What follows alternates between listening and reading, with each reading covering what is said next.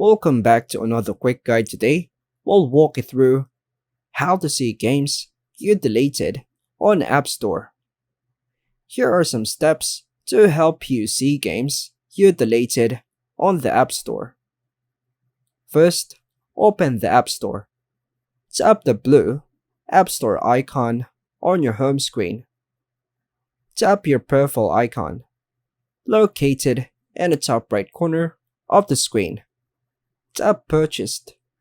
Under your account name and email, tap on Purchased or Purchase History. Tap Apps. Tap on the apps and tap on My Apps. This shows all the apps you've ever downloaded using your Apple ID. Tap Not on this iPhone. This filters the list to only show apps and games you've deleted. Scroll through the list. Browse the list of deleted apps and games. Use the search bar. If you remember the name of a specific game, type it here. Find the game you want to reinstall. Look for the game icon and name in the list.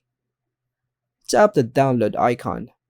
This will reinstall the game on your device.